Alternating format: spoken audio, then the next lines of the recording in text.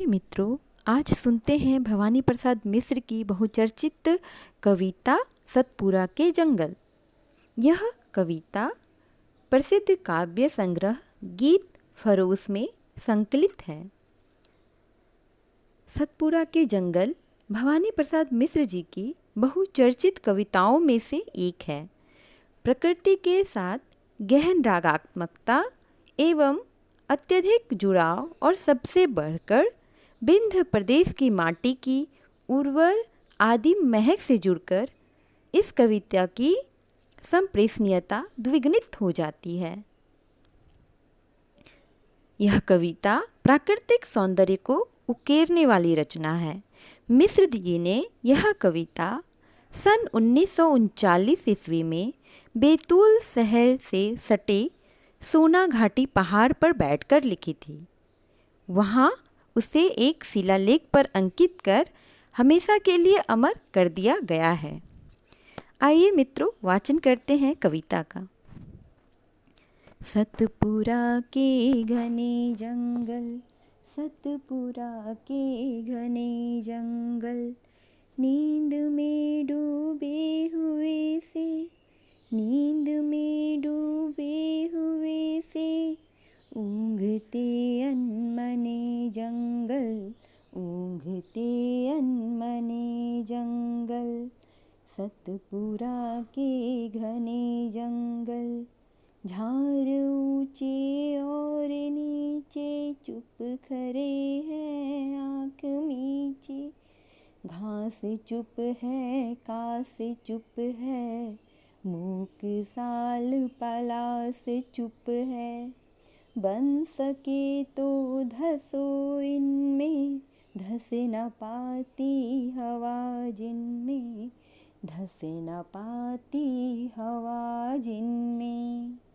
सतपुरा के घने जंगल, ऊँघते अनमने जंगल, सड़े पत्ते गले पत्ते, हरे पत्ते जले पत्ते, हरे पत्ते जले पत्ते, वन्य पथ को ढक रहे से, पंख दल में पले पत्ते, पंख दल में पले पत्ते, चलो इन पर चल सको तो, दलो इनको दल सको तो, दलो इनको दल सको तो, ये घिनौने घने जंगल, ऊँघते अनमने जंगल।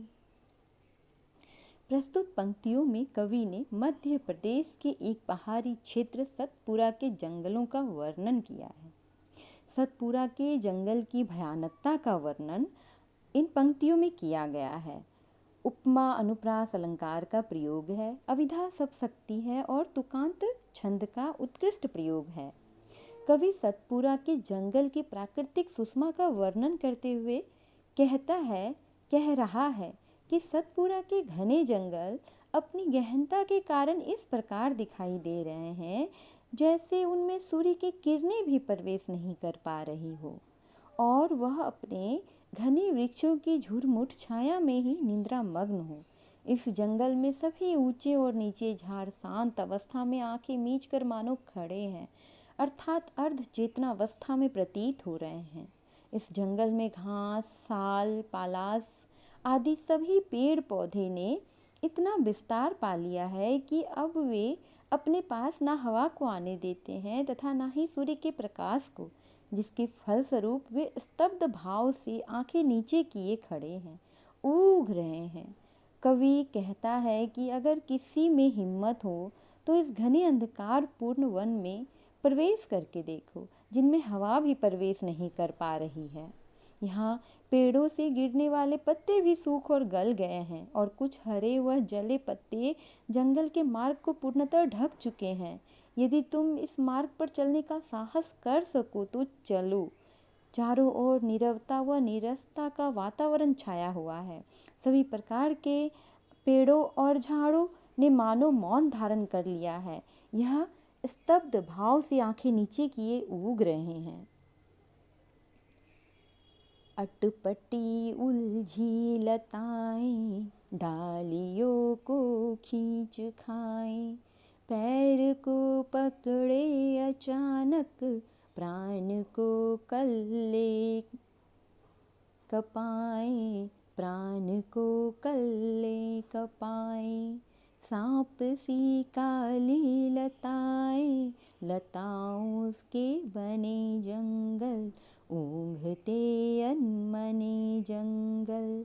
मकड़ियों के जाल मुँह पर और सिर के बाल मुँह पर, मच्छरों के दंश वाले दाम काले लाल मुँह पर।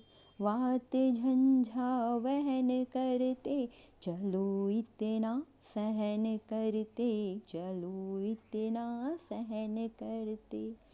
कष्ट से ये सने जंगल, ऊँघते अनमने जंगल, ऊँघते अनमने जंगल।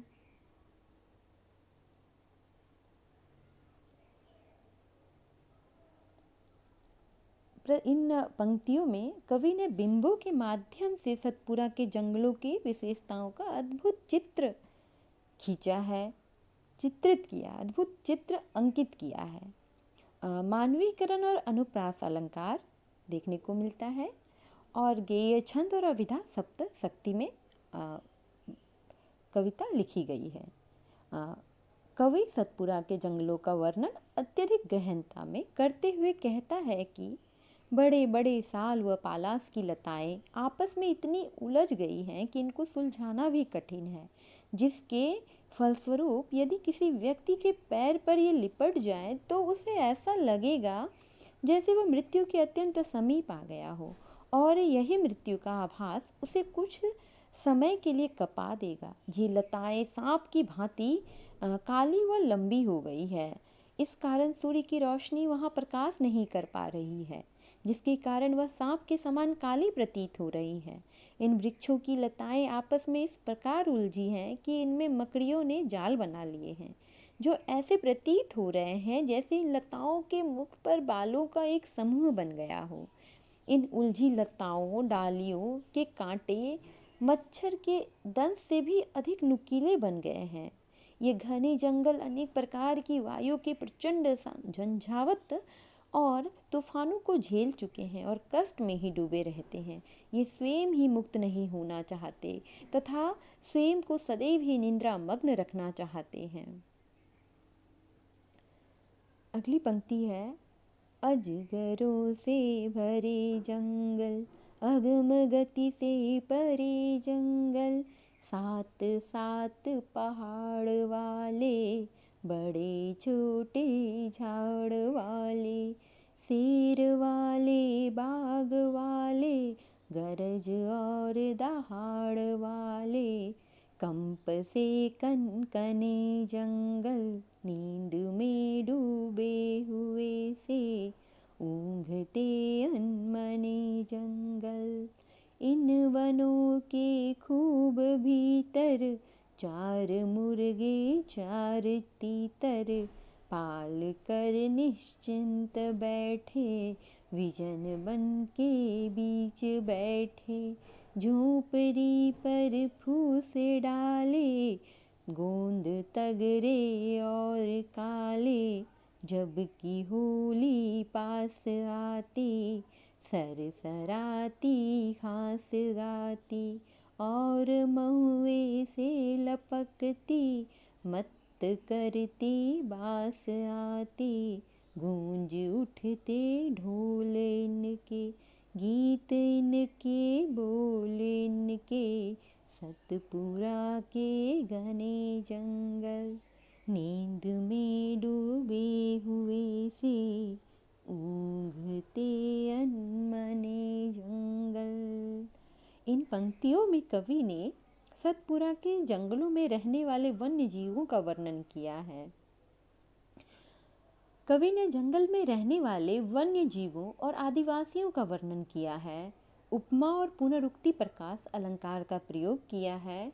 प्रभाव बिंबात्मक और प्रभावात्मक भाषा शैली है गए वह तुकांत छंद में कविता लिखी गई है।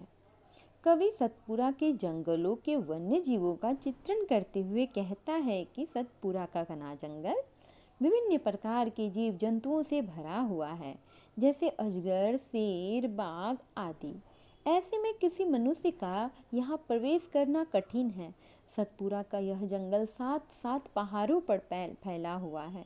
इसका विस्तार मालवा पठार से बिंद में काले, छोटा नागपुर, महादेव पर्वत, सतपुरा और नीलगिरी पर्वत तक है।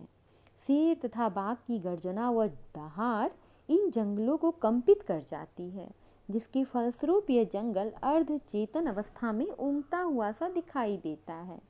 कवि सतपुरा के घने जंगलों में उगी झाड़ियों में 4 मुर्गे और 4 तीतर के निश्चिंत बैठने की बात कहता है।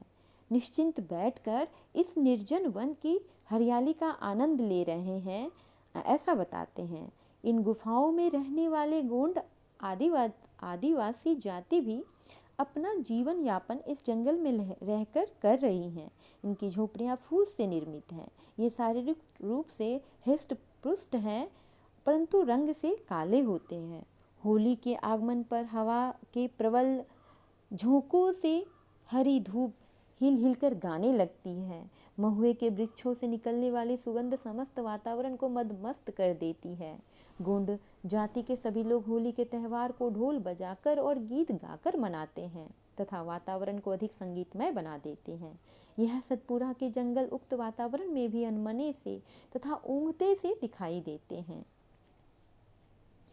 अगली पंक्ति है, जागते अंगड़ाइयों में, खोह खद्दो खाइयों में, घास पागल कास पागल, साल और पलास पागल, लता पागल वात पागल, मत्त मुर्गे और तीतर, इन वनों के खूब भीतर, क्षितिज तक फैला हुआ सा, मृत्यु तक मैला हुआ सा, शब्द काली लहर वाला, मंथित उत्थित जहर वाला, मेरु वाला शेष वाला, शंभु और सुरेश वाला, शंभु और सुरेश वाला, एक सागर जानते हो, उसे कैसा मानते हो, ठीक वैसे घने जंगल, नींद में डूबे हुए से, ऊँघते अनमने जंगल। इन पंक्तियों में कवि ने वसंत ऋतु के आगमन का तथा समुद्र मंथन के संदर्भ में जंगल का तुलनात्मक चित्रण किया है।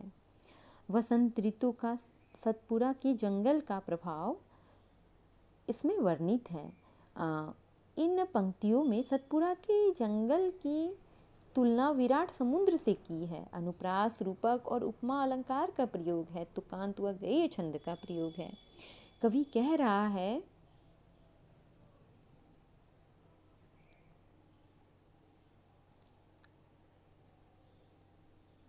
वसंत ऋतु के आगमन पर सतपुरा के जंगल नींद के उन्माद को छोड़कर जागते हुए